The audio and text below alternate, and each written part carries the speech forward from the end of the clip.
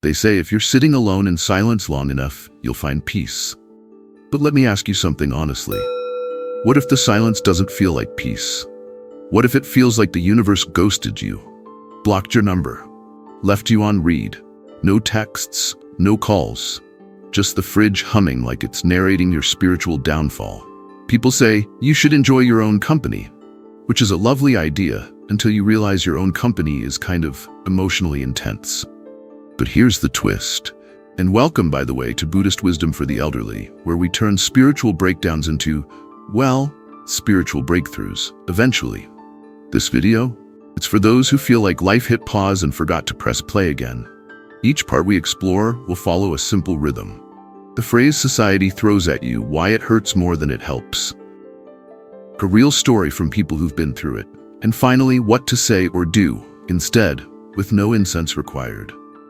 Stick around especially for part 3, where we talk about what happens when the world falls away and the real you finally knocks on the door. Barefoot and quietly powerful. That part? That's where you learn how to stop performing and start existing. If that sounds like something your soul's been whispering for a while, hit like, subscribe, and help us reach 1,000 subscribers. Not for fame, just so we can keep making meaningful mischief together. Now, take a breath, and let's begin. Part 1. The real reason solitude hurts and why it's supposed to. Because sitting with yourself is spiritual until it's just weird. Let's not romanticize it. Being alone? At first, it's not a serene monastery vibe. It's more like getting locked in a room with the unedited director's cut of your entire emotional history and no remote control. And sure, the first day or two it might feel like a retreat. You light a candle, make some tea, whisper to yourself, ah yes, this is sacred time with the self. By day 5, you're yelling at your sock drawer and wondering if your fridge is gaslighting you. That's the real reason solitude hurts. Not because you're weak, not because something's wrong, but because for the first time in years, nobody's interrupting your nonsense. And that can be alarming. Here's what happens. The noise stops, and what's left? Old thoughts you never resolved. Grudges wearing comfy slippers. That weird memory from 1991 that just won't leave you alone. You're not going crazy. You're just finally hearing the things you've been successfully drowning out with errands, Netflix, and polite dinner conversations for the last 40 years. See, in Buddhism, we talk about dukkha, that subtle suffering that arises when we try to resist what's happening. And solitude is the ultimate what's happening. It doesn't negotiate. It doesn't care how many affirmations you tape to your mirror. It just pulls up a chair and says, so, how's the inner life? Spoiler. Most of us have no idea. We've been out here building resumes and reputations and Instagram-worthy sandwiches, and then one day everything goes quiet, and suddenly we're sitting across from ourselves like awkward first dates. That's where the pain comes in, because solitude doesn't coddle, it reflects. And sometimes what it reflects back is, well, a little crusty. You start seeing all the choices you made that weren't really yours. The personality traits you downloaded to survive. The dreams you shrink-wrapped and shoved in a drawer labeled later when it makes sense. And sure, some people respond to this revelation by having a spiritual awakening. Others alphabetize their spice rack for the 3rd time that week. We all cope in our own ways. I knew a woman, Martha, 82, sharp-tongued and soft-hearted. After her husband passed, she said to me, I didn't realize how much noise he made just being alive. I miss him terribly. But I also just met myself for the first time in 56 years. And I don't hate her. That's it right there. Solitude hurts because it introduces you to someone you've neglected, you. Not the you who knows how to make small talk at brunch. The you who's still wondering what life would have been like if you hadn't been so afraid. The you who misses dancing in the kitchen just because the radio was on. And it's not always pretty. Sometimes the self you meet is grumpy, jealous, insecure, or weirdly obsessed with canned peaches. But it's yours, and that's the beginning of healing.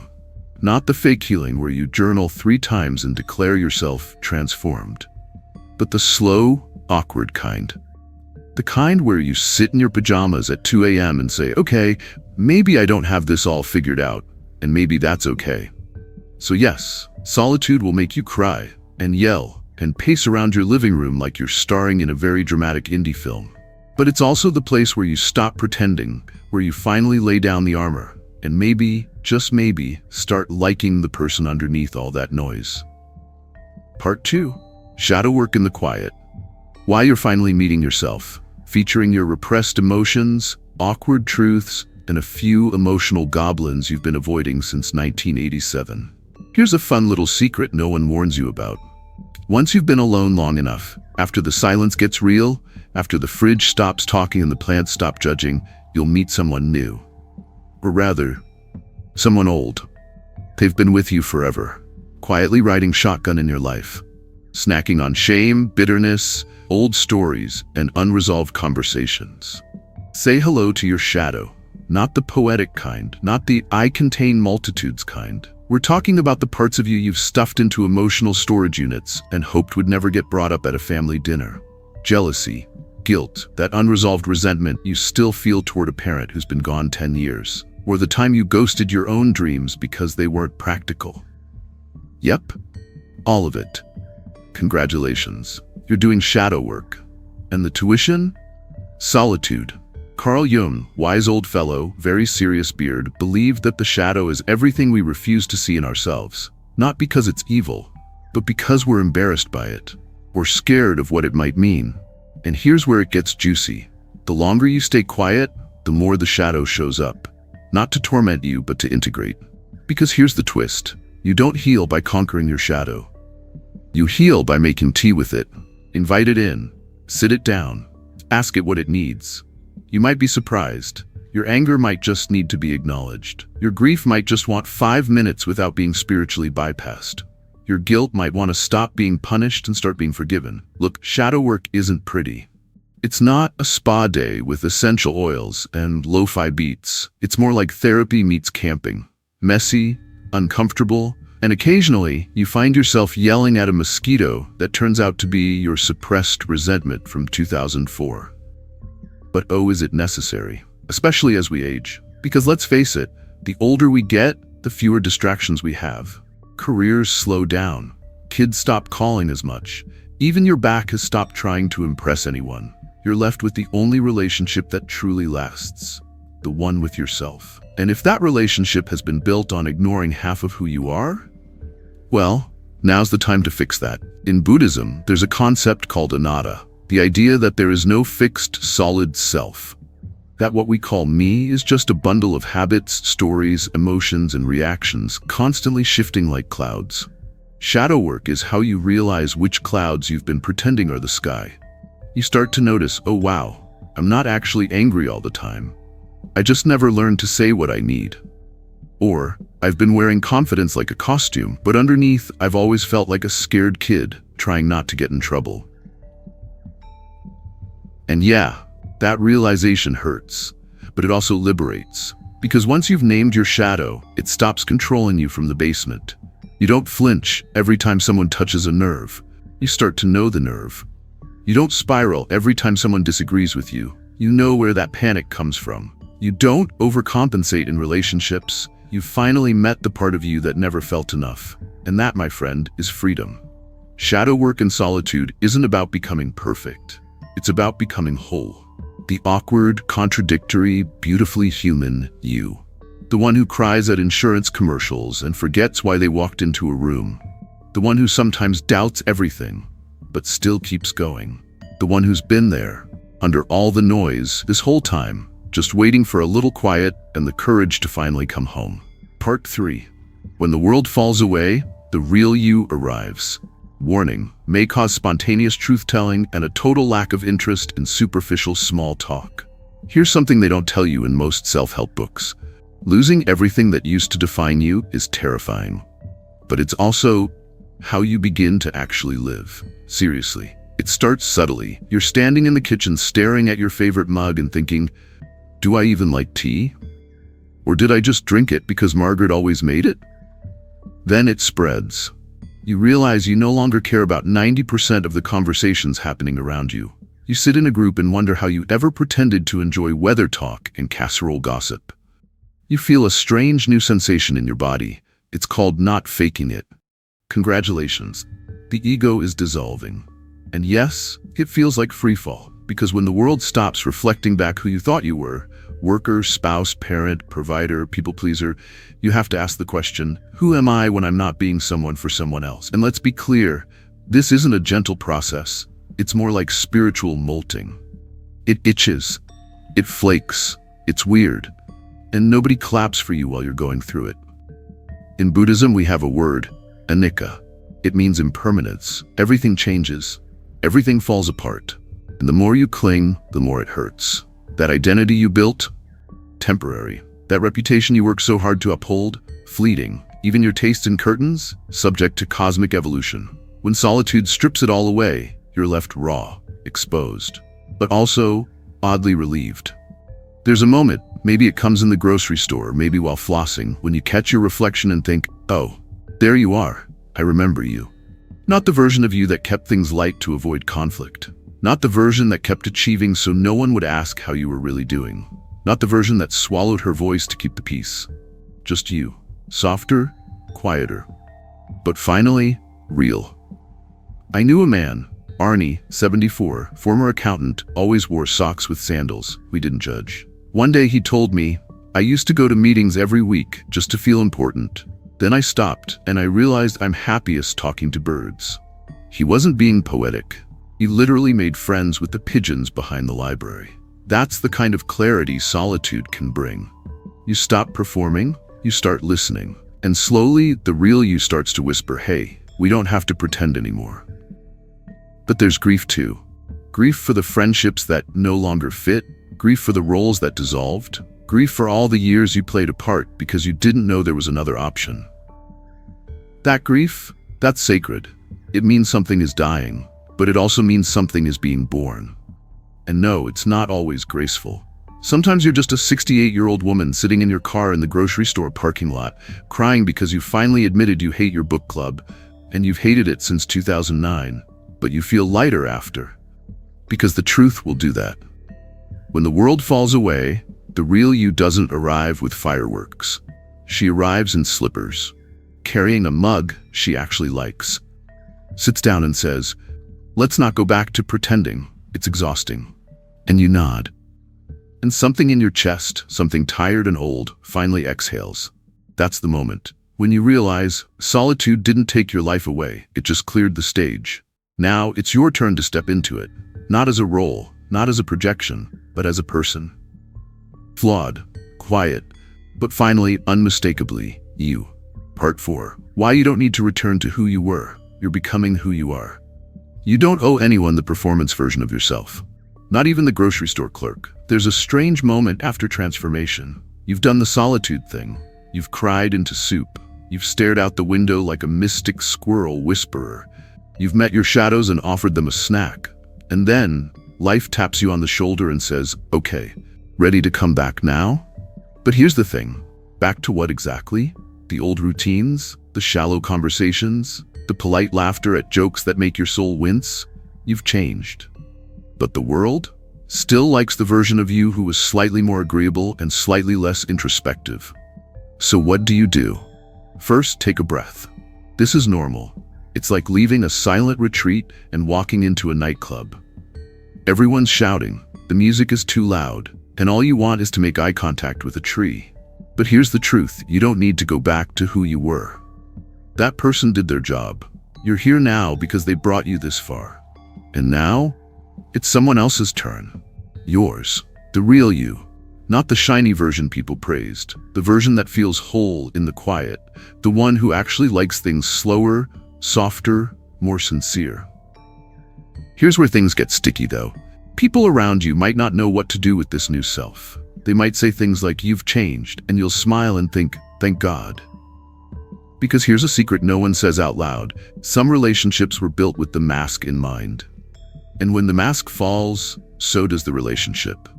That's not tragedy. That's evolution. It's okay to outgrow things, outgrow people, outgrow your own past coping mechanisms that used to serve you, and now just take up space. You don't need to explain your piece. You don't need to shrink so others feel comfortable. You don't need to become a watered-down version of yourself for approval. What you need, now more than ever, is alignment. That means conversations that don't require a performance, boundaries that don't feel like betrayal, moments of silence that don't need to be filled with filler words and weather updates. You may find your calendar emptier.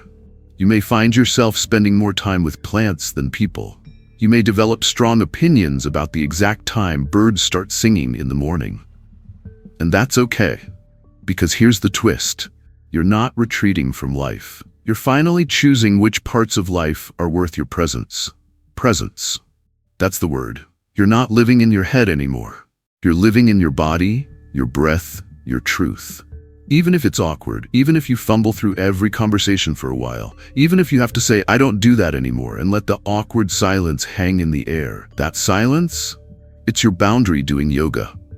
And the people who are meant for this new version of you, they'll find you. Maybe slowly, maybe after their own solitude, but they'll recognize you by your stillness, by the way you no longer over-explain, by how your yes means yes and your no doesn't apologize. And when the noise of the world tries to drag you back into its dance, you'll hear it. But you won't join in unless the music feels true, because you've come too far to abandon yourself now. You're not returning. You're arriving. And for once, it's not for anyone else. It's for you. Part 6, the gift of inner stability. How solitude becomes strength in a noisy world. Because nothing says power like sipping tea while everyone else panics. You know what's underrated these days? Emotional stillness. Not the fake kind where you smile politely while screaming internally. I'm talking about the kind that comes after you've cried, cracked, fallen apart, put yourself back together, and then finally just sat down.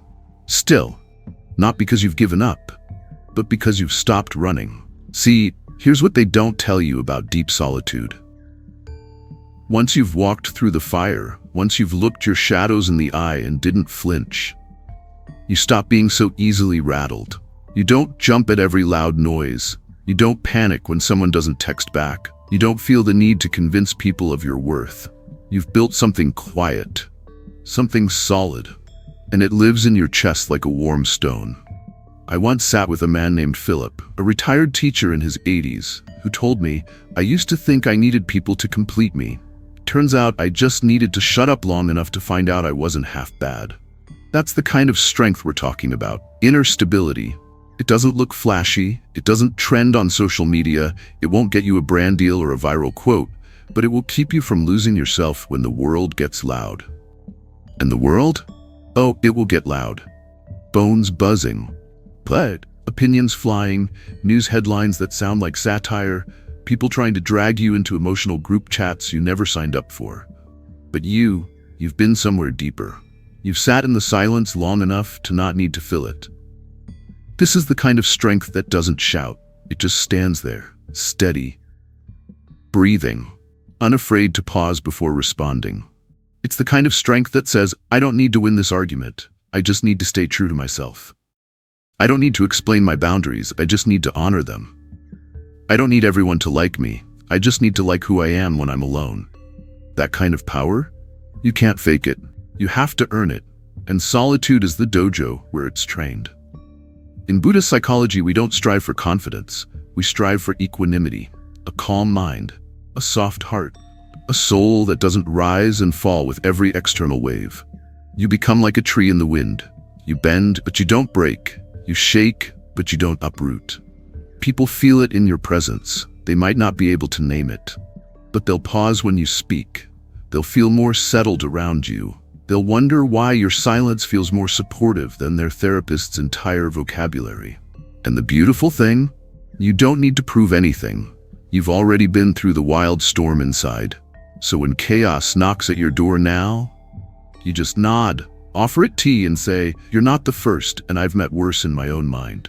So no, you're not fragile, you're forged, not in noise but in silence, not in praise but in presence, not by clinging, but by letting go.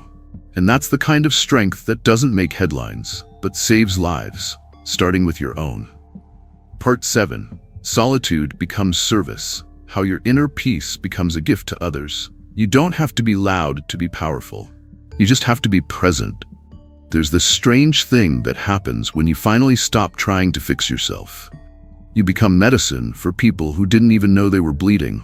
Not because you're perfect, not because you've got it all figured out, but because you've been through the fire, and now you carry that warmth in your presence.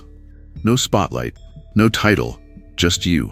Quiet, calm, and no longer emotionally sprinting through life like it's a clearance sale at the soul store. And here's what surprises people. That peace you found in solitude, it doesn't stay locked away in your room like a well-trained cat. It walks with you to the grocery store, to the bus stop, to the family gathering where Aunt Carol still talks way too much about her colon. It's in your eyes when you listen without needing to respond. In your voice when you say no without guilt. In your silence when someone else is flailing and you don't rush to rescue them because you trust they have their own wisdom too. That is spiritual service. And you didn't even need to get ordained. I remember meeting a woman named Teresa, 83, former nurse, fierce knitter, owned exactly one pair of jeans she'd worn since the Clinton administration. She said, "I used to think I had to give advice. Now I just give people space. Seems to work better." And it did. You could feel it sitting next to her. Your nervous system just slowed down. Not because she said anything profound, but because she wasn't trying to impress you. That's the ripple of someone who's made peace with themselves. We think helping others requires action. And sure, sometimes it does. But sometimes the greatest gift is not panicking when someone else is, or not filling the silence with advice, or not telling people to cheer up when they need to cry. Because you've been there. You've seen the inside of your own soul and survived. So now, when others are swimming through their own shadows, you don't throw them a lifeboat made of cliches. You just stay close, so they know it's possible to make it through. Buddhism has a concept for this, bodhisattva, a being who wakes up and then decides to hang around to help others find the way too. But you don't need to shave your head or chant anything in Sanskrit to do this. You just have to stay kind when someone is angry, stay quiet when someone needs space, stay real when the world is selling fake. That's the service. You've become a lighthouse, and you didn't even mean to. You were just trying to survive your own darkness, and in doing so, you lit the path for someone else. You didn't preach, you didn't post a thread, you didn't start a coaching program, you just healed. And the people around you felt it. They may not thank you, they may not even notice consciously, but your peace gives them permission to slow down. Your stillness is contagious. Your boundaries are educational. Your presence is a reminder that you don't have to be everything for everyone. You just have to be someone real for yourself. And that changes everything. Part 8. Return to the silence. Why this isn't the end, but the beginning of a lifelong practice transformation. Doesn't mean you glow forever. It means you remember how to come back when you forget. So here we are. You've been through the silence. You've argued with your ego, made peace with your inner chaos, cried into your laundry, and maybe even laughed at your own absurdity. You've emerged, not as a guru, but as someone who now carries depth. A quiet you never had time for, a wisdom that doesn't shout, a heart that doesn't need applause to stay open. And now life keeps happening. Bills still need paying, people still forget to use their turn signals, your knee still makes that noise when you stand up too fast. But you're different now. Not in a dramatic way. You don't float down the sidewalk glowing with enlightenment and lavender oil. You just don't take the bait as easily.